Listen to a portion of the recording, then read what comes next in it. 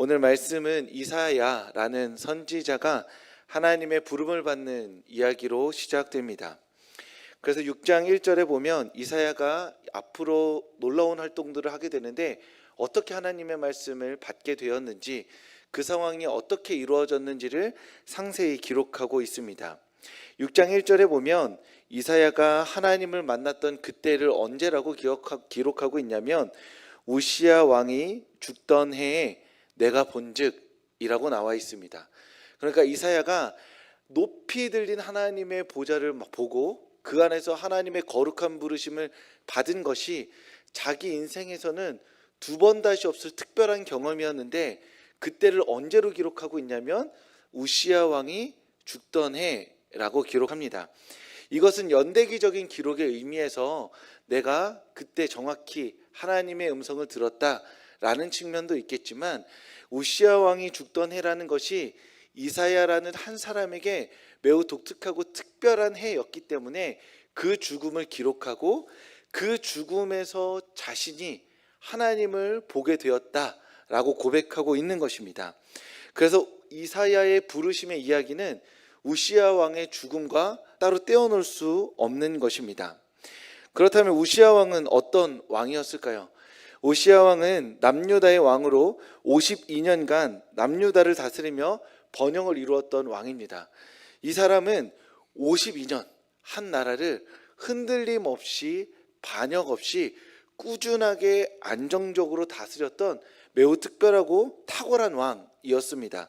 그래서 남유다에는 우리가 다윗과 솔로몬 때문에 그보다 더 위대하고 대단한 왕이 안 나온 것 같지만, 엄밀히 말하면 우시야가 남유다의 최전성기를 이끌었다고 봐도 무방합니다.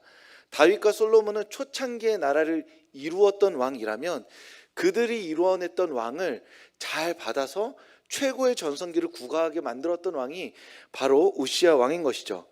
그는 여러 가지 특별한 일들을 했는데 그 중에서 군사적으로는 2600명의 정예 군대를 도입합니다. 개인의 사병이기도 하지만 이런 정예 군대를 도입하였고, 그리고 산위의 대포 같은 것을 만들었다고 합니다. 즉 군사에서 병사들을 정예 부대로 훈련시키고 특별한 무기들을 만들어서 주변 적국들과의 전쟁을 승리로 이끌었다는 것이죠. 특별히 블레셋과의 전투에서 승전가를 올리며 그 나라의 전성기를 이끌었다라고 볼 수도 있습니다. 이스라엘은 잘 나가려면 싸움을, 우리가 그때 전성기였다라고 말하려면 블레셋을 이겨야 됩니다. 블레셋이 자꾸 때마다 쳐들어오는데 블레셋한테 아무리 시달리면 아무리 그 당시에 잘 먹고 잘 살았어도 전성기가 아닌 것이죠.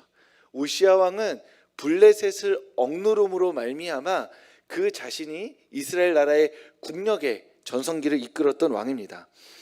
이뿐만이 아니라 경제적으로는 농업 생산성을 확장하고 큰 시장을 이루었다고 말합니다. 그래서 농업이 활발하게 이루어지고 그것을 거래하는 교역이 생기면서 외국 나라들과도 교류가 이어지며 나라의 부가 증대되었음을 알 수 있습니다. 게다가 전쟁을 대비해서 성벽 보수를 했었는데 이 건설 토지 사업을 통해서 물론 어려운 노동들을 많이 그 국민들로부터 빼앗아갔지만 솔로몬처럼 그런 식으로 이루어진 것이 아니라 국가가 부강해지면서 이루어진 건축이었기 때문에 그 토목 경제를 이끌기도 했던 것입니다. 이렇게 우시야 왕이라는 사람이 군사적으로나 경제적으로나 그리고 안보적으로나 튼튼히 나라를 이끌어 왔습니다.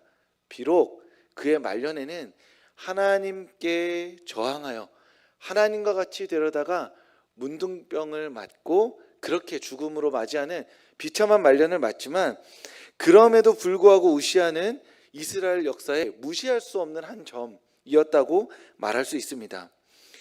그래서 아마 어떤 이들은 우시야 시절에 태어나서 우시야 시절에 죽었을 겁니다. 어떤 이들은 자신의 인생의 전성기의 대부분을 우시야 왕과 함께 보냈을 겁니다. 어떤 이들은 자신의 말년에 우시야 왕의 죽음을 마주했을 것입니다. 이사야도 이와 마찬가지입니다. 우시야 왕과 함께 있었고 우시야 왕이 다스리는 그 궁전 안에서 자신이 그 역할을 하며 살아갔던 사람입니다. 그 남유다의 최고의 번영을 이루던 우시야 왕이 죽었던 것입니다. 이사야는 우시야 왕의 궁정에서 활동하며 그의 영광과 위엄 아래 살아가던 사람이었습니다. 그런데 갑자기 하루아침에 그 모든 나라의 번영을 이끌었던 그 왕이 죽어 버린 것입니다. 저는 포항에 있을 때 제 또래의 부부들을 목회하였습니다. 대부분 초등학생을 가진 한 75년 후반부터 75년 이후부터 80년대 후반생까지의 그 초등학생 부부 아이를 둔 부모들과 신방을 했는데, 신방을 하면 꼭 나오는, 이제 웃으면서 얘기하면 안 되지만 레파토리 같은 게 있습니다. 뭐 좀 얘기하다 보면 목사님 저 그래도 옛날에 좀 살았습니다. 예, 그 지금도 좀 사시는데 그럼 옛날은 언제세요? 그러면 아버지가 IMF를 맞기 전에, 그때는 참 잘 살았다고 해요. 그런데 아버지가 IMF를 맞으면서 그것도 다 사업을 했어요. 사업을 하다가 이렇게 넘어졌고, 그러면서 우리 집이 가세가 기울었습니다. 그래서 그때 그 다음 레퍼토리는 그때 제가 방황을 하다가 뭐 주님을 대학교 때, 뭐 고등학교 때 만나서 그때 뜨겁게 주님 만나서 지금까지 예수 믿고 살아옵니다라는 게 많은 이들이 하는 이야기였어요.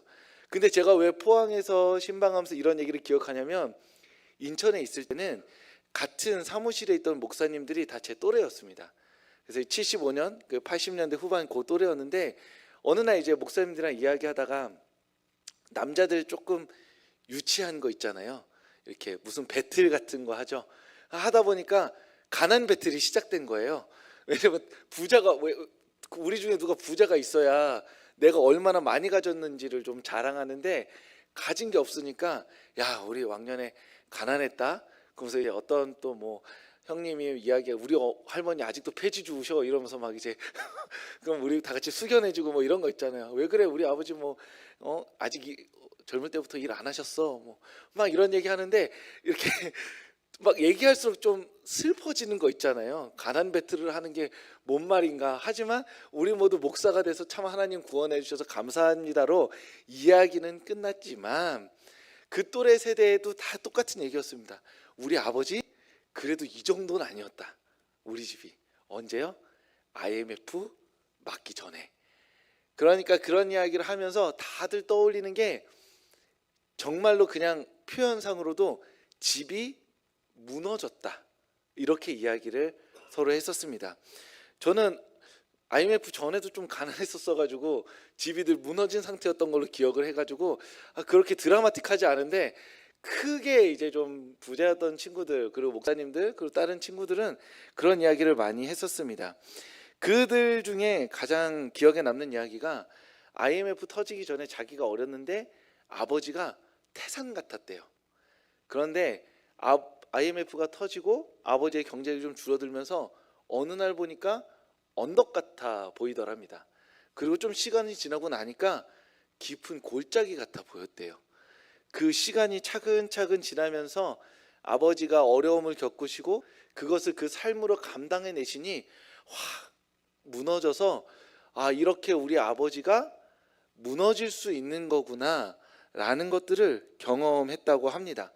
그러면서 아버지에 대한 이야기를 하면서 한 사람이 얼마나 중요한지, 한 가정에서 그리고 아버지가 가진 무게가 얼마나 중요한지를 이야기했던 적이 있었습니다. 한 가정의 아버지의 위기가 그 자녀들에게 미치는 영향력이 이렇게 크고 깊다고 한다면, 한 나라의 왕이, 그것도 52년을 다스렸던 왕이 갑자기 죽음을 맞이했을 때 느꼈을 백성들의 마음은 이루 말할 수 없었을 것입니다. 제가 이것 때문에 저희 아버지한테 예전에 물어본 적이 있습니다. 이게 어떤 마음일까? 그래서 아버지에게, 아버지 혹시 박정희 대통령께서 서거하셨을 때 어떤 기분이셨어요? 그러더니 아버지가 하늘을 이렇게 멍하니 보면서 그땐 나라가 망하는 줄 알았다 이렇게 얘기하시더라고요. 저희 아버지가 45년생이기도 하지만 그 박정희 대통령의 세대 안에서 자신의 젊음을 막 구가하며 사셨던 나이셨기 때문에 그 시절을 떠올리면서 박정희 대통령께서 서거하셨던 시간을 자신이 약간 무너져 내렸던 시간처럼 이야기하셨던 경험이 있습니다. 이것이 그저 우리나라의 역사의 한 이야기이기도 하겠지만, 우리가 곰곰이 생각해 보면 우리의 우산이라고, 우리의 태산이라고, 우리의 큰 그늘이라고 여겼던 그 어떤 존재가 무너졌을 때 그 어른의 부재가 주는 절망을 우리는 한 번쯤 상상해 볼 수 있는 것이죠. 우시야 왕이 죽었을 때가 바로 그때였던 겁니다. 이사야는 우시야 왕의 왕정에 살던 사람이었고 우시야 왕의 영광과 위엄을 누구보다도 많이 느끼던 사람이었는데, 그렇게 우시야 왕이 죽어버림으로 말미암아 이사야는 어디로 가야 할지 갈피를 못 잡다 성전으로 향했던 것입니다. 소망이 끊어진 그 자리에서 그제서야 하나님을 보게 된 것입니다. 자신의 삶이 인생의 막바지에 다다라서 이제 어디로 가야 하는지, 내 발걸음을 어디로 이끌어 가야 하는지 우시야의 뒷공무니만 쫓아다니던 이사야가 이제는 우시야라는 큰 산이 사라져버리자 자신의 길을 찾아 헤매다 결국에는 성전으로 나아가 하나님께 묻고 기도하기 시작했던 것입니다. 그래서 우시야 왕이 죽던 해에 이사야는 높이 들린 보좌에 앉아 계신 하나님의 영광을 보았던 것입니다. 왜 하나님의 높이 들린 보좌를 보았을까요? 이사야가 정말 한 번도 의자를 생각하지 않았다면, 하나님이라는 이름을 생각했을 때 하나님께서 의자에 앉아 계신 분으로 생각하지 않았다면 아마 그런 경험들을 하기 어려웠을 겁니다. 왜냐하면 우리 중에 하나님을 만난 사람들, 제가 많은 선교사들과 신학자들과 신앙인들이 하나님을 경험한 많은 순간들을 제가 책으로 많이 본 적이 있었습니다. 그러면 대부분 어떤 하나님을 만나냐면, 길을 걸어가다가 산책을 하거나 이런 일이 있을 때 자연 안에서 갑자기 하나님의 부르심을 맞이하여서 그 거룩함에 압도되어 엎드리는 경험들이 대다수입니다. 그러니까 하나님께서 말씀하시던가, 하나님께서 환상 가운데 드러나시던가, 아니면 하나님께서 감정이나 이성을 통해서라도 갑작스럽게 나타나셔서 그 마음을 변화시키는 경우들이 많고, 대부분의 경험의 공통점은 하나님 앞에 납작 엎드려서 그 거룩하심 앞에 자신의 몸둘 바를 모르는 죄인의 경험이 하나님에 대한 거의 비슷한 공통 경험입니다. 그런데 이사야는 그 하나님에 대한 공통 경험을 하면서 동시에 높이 들린 보좌에 앉으신 하나님을 보게 되는 것이죠. 왜냐하면 우시야의 보좌가 텅 비어 있었기 때문입니다. 그 우시야라는 왕이 52년의 역사가 비자 이제 하나님께서 이 나라를, 내 인생을, 우리를 어떻게 통치하실까, 텅 빈 보좌 앞에서 하나님의 부재를 느끼고 있는 이사야가, 하나님께서 그 이사야를 향해서 높이 들린 보좌에 앉아 계신 하나님으로서 등장하심으로써, 계시하심으로써 지금 이 역사의 통치는 끝나지 않았다. 우시야가 52년간 다스려서 너의 눈에는 보좌에 앉아 있어야 할 그 유일한 주가 우시야인 것 같지만, 나는 여전히 이 역사보다 높이 들린 보좌에 앉아서 천사의 찬양을 받으며 거룩한 통치를 이어가고 있다라고 우시야에게 선포하시고 말씀하신 것입니다. 그래서 이사야가 높이 들린 보좌에 앉아 계신 하나님을 본 것이죠. 하나님은 이사야를 통해서 말씀하시고자 한 겁니다. 이 역사가 우시야를 통해 다스려지는 세상이 아니다. 네가 느끼기에는, 너라는 한 사람이 느끼기에는 52년의 시간이 너무나 압도적이어서 보지 못하고 있었지만, 이제 우시야라는 그늘이 벗겨지고 우시야라는 태산이 사라지니 더 높이 들린 보좌 가운데 통치하는 나를 보라 라고 말씀하고 계신 것입니다. 이사야는 우시야가 묻힌 땅을 보며 죽음을 생각하고 있었습니다. 이제 어떻게 해야 하죠, 주님? 이 죽음의 땅에서 우리는 어떤 생명을 길어 올릴 수 있는 것이죠? 우시야 같은 사람이 다시 나올 수 있을까요? 우시야 같은 영광의 사람이 다시 등장해서 모세가, 아브라함이, 다윗이, 어떤 특별한 존재가 또 우리에게 필요한데 언제쯤 내 인생의 역사에서 그를 볼 수 있을까요? 라고 묻는 이사야에게, 아니다, 너에겐 우시야가 필요한 것이 아니라 모세가 필요한 게 아니라 다윗이 필요한 게 아니라 여전히 이 세상의 역사를 통치하고 다스리시는 나를 볼 수 있는 그 시선이 필요하다라고 말씀하고 계신 것입니다. 우리가 보아야 할 것은 텅 빈 보좌에 있는, 그래서 갈 길을 잃어버린 우리 인생 또는 이 나라의 역사 또는 이 세상의 이야기가 아니라 하나님 여전히 내 인생을, 우리 인생을, 이 나라와 역사를, 이 세계와 우주를 통치하고 계십니다. 높이 들린 보좌에 앉으셔서 우리 인생을 그 손에 붙잡고 계신 하나님을 보게 하여 주시옵소서라고 기도해야 하는 것이 우리의 기도여야만 하는 것입니다. 막연히 하나님 우리 가운데 일하여 주시옵소서, 특별하고 놀라운 그 능력의 오른손으로 우리의 삶을 붙잡고 앞으로 나가 주시옵소서라고 기도하기 이전에 우리가 보아야 하는 것이 있는 것이죠. 하나님의 통치를 보아야 합니다. 우리 인생을 다스리시는 하나님의 보좌를 볼 수 있어야 하는 것입니다. 우리 인생에 사라져버린, 우리 인생의 통치자인 것처럼 느껴졌던 그 무엇, 그것이 돈이라면, 그것이 친구라면, 그것이 우정이라면, 그것이 사랑이라면, 그것이 가정이라면, 그것이 무엇이든 그것이 사라진 자리에 여전히 우리의 통치자로 앉아 계신 하나님을 봄으로 말미암아 그 영광의 하나님께 우리의 삶을 드릴 수 있어야 하는 것입니다. 오늘 수요 예배 나오신 성도님들, 땅에는 죽음이 있습니다. 우시아가 묻혀 있죠. 그리고 우리는 우리의 통치자인 척하는 그 무엇을 땅에 묻어야만 하는 것입니다. 그리고 우리는 하늘을 바라보아야 합니다. 높이 들린 보좌에 앉아서 여전히 우리 한 사람 한 사람 인생을 통치하시며 다스리시는 그 하나님의 영광을 보아야만 하는 것입니다. 그러니 하나님께 기도할 때마다 하나님, 우리의 눈을 열어 하나님의 보좌를 보게 하여 주시옵소서. 우리 인생의 통치자들이 아니라 영광의, 여전히 역사 가운데 우리를 다스리시는 그 하나님의 영광을 바라보며 그 하나님을 신뢰하며 그 하나님과 동행하는 제가 되게 해달라고 그렇게 기도하며 살아가는 성도님들 되시길 주님의 이름으로 축복합니다. 이 우시아 왕이 죽던 해에 하나님께서 이사야에게 나타나시죠. 그리고 그 하나님을 만난 이사야가 말합니다. 망했다. 화가 나에게 임했다.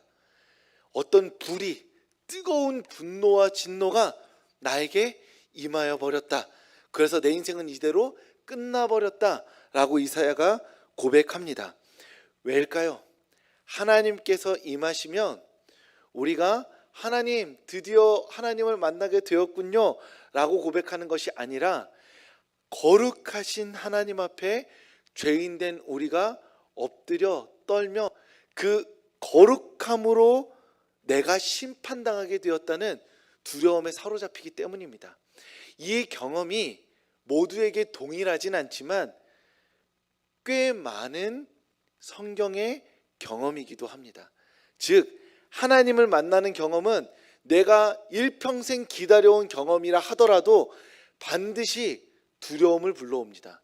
왜냐하면 압도적으로 거룩하시기 때문이죠. 거룩하다는 말을 우리가 머릿속으로 그게 무엇일까라고 이론적으로 논리적으로 아무리 상상해도 한 번의 경험이면 됩니다. 하나님을 만나면 내가 그 거룩을 경험하게 되고 엎드려 죄인으로서 나는 이제 죽는구나 라고 고백하게 되죠. 그런데 놀랍고 특별한 것은 하나님께서 그 거룩함으로 나를 돌파하셔서 죽이는 것이 아니라 나를 용서하시고 구원하시기 때문입니다. 그리고 그 용서와 구원이 예수 그리스도로 말미암아 이루어진다는 것을 하나님을 만나는 경험 안에서 이루어지기 때문에 우리는 거룩함으로 말미암아 두려워하지만 우리 하나님과 우리 사이에 있는 예수 그리스도로 말미암아 기뻐하게 되는 것이죠. 이 복잡하고 특별한 경험이 바로 하나님 경험이 되는 것입니다. 이사야는 그렇게 하나님을 만나서 엎드려 기도하죠. 죽었다. 그러자 하나님께서 그 입술을 정결케 하십니다. 뜨거운 숯불을 데워다가 이사야 입술에 대면서 그를 정결케 하심으로 거룩한 하나님 앞에서 대화하게 하시고 이야기를 시작하게 하십니다. 그러면 하나님 앞에 부정했던 이사야, 그래서 나 죽었습니다, 망하게 되었습니다 하고 있는 이사야에게 입술을 정결케 하심으로써 이사야가 하나님께 드린 고백이 하나 있습니다. 이것이 바로 이사야의 인생의 최고의 고백이 되는 것이죠. 우리가 하나님 앞에서 하나님을 만나게 되었을 때 하나님이, 우리가 이사야가 되어서 생각해 본다면 그 입술에 뜨거운 숯이 착 되어지면서 뜨거운데 뜨겁지 않은 것, 그러면서 내가 하게 되어지는 경험, 그로 말미암아 이 깨끗한 마음으로 주님 앞에 온 마음을 담아 드리는 그 고백, 그것이 바로 주님, 내가 여기 있습니다, 나를 보내소서가 되는 것입니다. 이상하게도 신비하게도 감사와 찬양을 넘어서서 주님께서 우리를 깨끗게 하시는 그 경험은 주님께 우리의 삶을 드리는 고백으로 나아가게 하는 것입니다. 주님, 제가 여기 있습니다. 제가 이제 주님께서 보내시는 곳에 가겠습니다. 그러니 저를 보내주시옵소서. 그 깨끗한 입술로 드리는 그 고백이 바로 주님께 우리를 헌신하는 고백이 되는 것입니다. 우리가 이 이야기를 할 때마다 머무르는 지점이 있습니다. 그것이 무엇이냐면, 하나님께 나의 삶을 드리고 싶은데 우리가 어떠한 고백을 가장 온 마음으로 드리려고 하면 마음 안에 걸쳐지는 게 있습니다. 뭐냐면 진짜 다 드려야 될까 봐 이렇게 마음에 아차차 싶은 마음이 있죠. 하나님, 제 모든 것을 받으시옵소서라고 말하면 우리는 그 안에 우리의 진심도 담지만 우리는 약한 죄인이기 때문에 계산도 담깁니다. 그래서 그 계산에는 돈도 있고 우리의 삶도 있는 것이죠. 그래서 혹시 왕년에 선교사로 한 번이라도 그 마음 한켠에 주님, 제가 여기 있습니다 하고 손 들고 찬양해 본 분들은 한 20년 지나면 주님 내가 여기 있사온 이런 찬양 잘 못 부릅니다. 왜냐하면 30년 전에 제가 드렸던 게 있거든요. 이게 갑자기 막 불쑥불쑥 튀어나오는 거예요. 저도 가끔 그래요. 뭐냐면 내 20대 때 그 군대에서 일기장에 썼던 일기들이 있습니다. 그거 보면 거의 지금 순교사예요. 순교했어야 돼요. 저는 군대에서 적은 기도면 얼마나 뜨거웠겠어요. 주님, 제가 군대 이후에 막 난리 나거든요. 그거 보면 막 제 마음이 뜨거워지는 게 아니라, 와, 내가 이제 앞으로 어떤 찬양을 어떻게 불러야 되나, 주님이 언제 나를 부르실까, 약간 두려운 마음이 있거든요. 우리가 예전에 뜨거웠던 시절에 멋모르고 드렸던 어떤 부채처럼 느껴지는, 부채감이 있는, 하나님께 탕감받아야 될 빛 같은 그 헌신의 고백들이 있는데, 우리가 주님 앞에 정결해질 때, 주님께서 우리의 입술에 탁 거룩함을 부어주실 때 그 고백이 다시 나오는 거죠. 그 고백이 다시 나온다는 건 그때처럼 모든 것을 버리고 간다는 것이 아니라, 내가 지금 살아야 할 삶이 이 부르심의 삶이구나라는 걸 깨닫게 된다는 겁니다. 이사야가 주님, 망했습니다, 입술에 뜨거운 숯이 닿은 다음에 간 곳이 어디냐면 이스라엘이에요. 이스라엘 백성들한테 갔습니다. 말통하는 사람들한테 간 거예요. 오늘 처음 만나는 사람들이 아니라 어제까지 내가 만나던 그 사람들에게 간 것입니다. 그 전까지 이사야의 부르심의 자리는 우시야 왕의 궁전이었어요. 그곳에서 자기 일을 열심히 하면 되는 겁니다. 그런데 하나님은 다시 이사야를 부르심으로 말미암아 너는 이스라엘 백성들에게 갈 것이고 그곳에서 복음을 전할 것이고 그곳에서 전한 복음으로 말미암아 살게 될 것이라 말씀하신 거예요. 그런 의미에서 이사야는 완전히 다른 삶을 사는 것이 아니라 본래 있는 그 자리에서, 그 자리가 하나님의 부르심의 자리라는 것을 믿고, 이전에는 일을 하는 자리였다면 일을 함과 동시에 내가 만나는 그들에게 하나님의 복음을 전하고 하나님 곁으로 이끌고, 그리고 하나님과 함께 더불어 살아가는 사람을 전하는 사람으로 살아가게 변하게 된 것이죠. 그래서 오늘 우리가 만약에 하나님 앞에 주님, 제가 여기 있습니다, 나를 받아 주시옵소서 라고 고백하면 다음 주에 해외 선교사로 30명이 헌신하는 것이 아니라 여러분들이 4시간 전에 있던 그 삶의 자리, 6시간 전까지 있었던, 지금으로부터 6시간 전에 있었던 그 삶의 자리에 사람들이 차례르르 떠오르면서 아, 주님, 제 인생을 그 사람들에게 보내셨군요. 제가 이전까지는 그냥 함께 지내는 사람이라 생각했는데 주님이 내 인생 전부를 들여 보내신 그 자리가 4시간 전에 만났던 그 사람이고 6시간 전에 내가 있었던 그 자리군요. 그 자리에서 주님의 부르심을 따라 살라고 20대 때 왕년에 내가 주님께 내 삶을 드리게 했군요. 그런데도 내가 주님께 헌신했던 그 마음을 마음속에 감추고 살아가니 어느 자리나 주님을 위한 삶이 될 수가 없는 것이죠. 왜냐하면 하나님께 내 전부를 드린 삶은 우리 머릿속에는 저 먼 나라, 이렇게 큰 바나나 잎으로 이렇게 옷 이렇게 가리고 무소유로 주님을 위해 살아가는 그런 어떤 급진적인 삶이 머릿속에 있기 때문에 그 이후로는 주님께 삶을 드릴 수가 없어져 버리게 된 겁니다.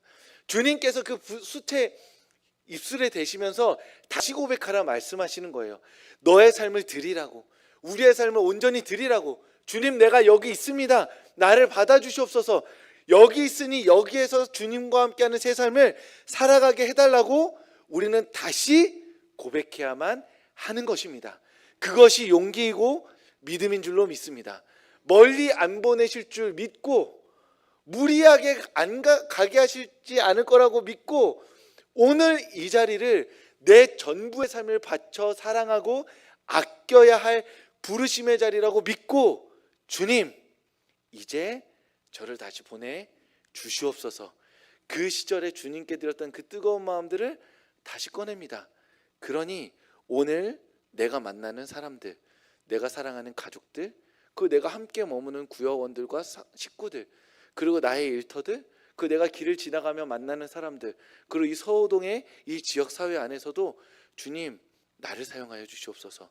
내 입술을 사용하여 주시옵소서. 내가 드려진 삶과 시간을 받아 주시옵소서.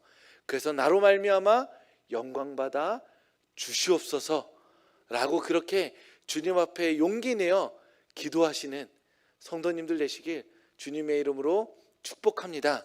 그 기도를 통해서 주님께서 우리를 사용하여 주실 줄로 믿습니다. 그렇게 우리를 곳곳에서 주님께서 사용하심으로 말미암아 나를 구원하시고 우리를 구원하시고 이 세상과 나라 역사 가운데서 우리를 통해 영광 받으실 줄로 믿습니다.